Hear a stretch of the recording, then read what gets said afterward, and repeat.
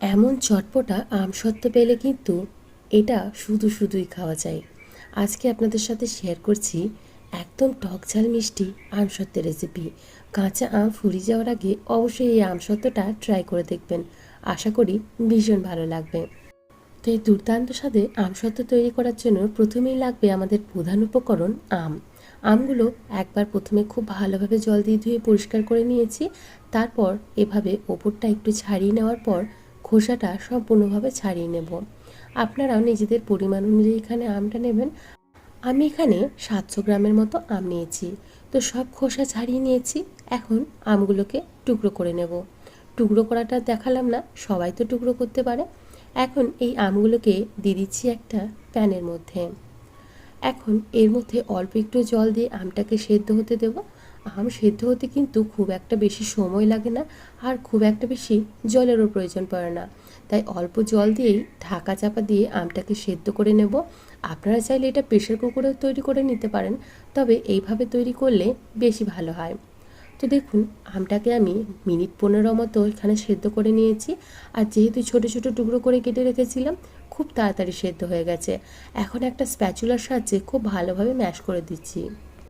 এতে করে কাজটা আমাদের বেশ সহজ হয়ে যাবে।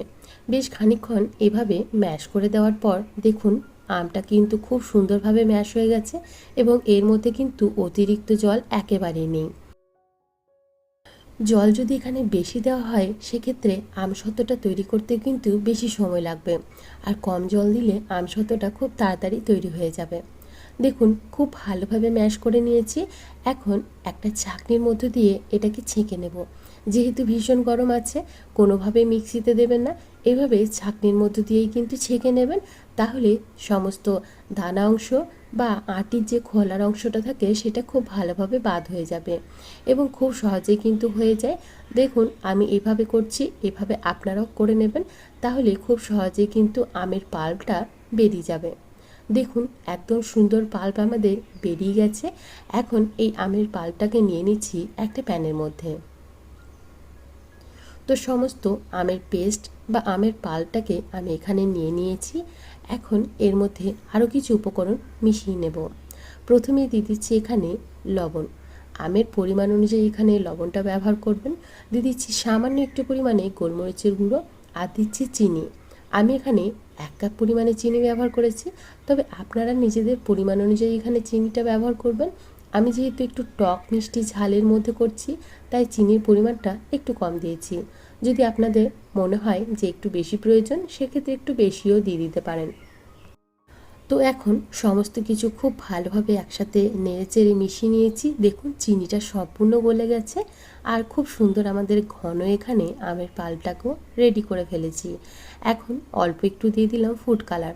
ফুড কালারটা সম্পূর্ণ অপশনাল, এটা চাইলে দিতে পারেন, আবার না চাইলে পুরোপুরি স্কিপ করতে পারেন।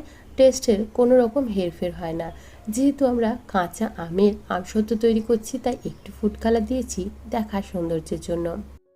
আমাদের এখানে আমসত্ত্বের জন্য আমের পাল্পটা কিন্তু একদম রেডি হয়ে গেছে।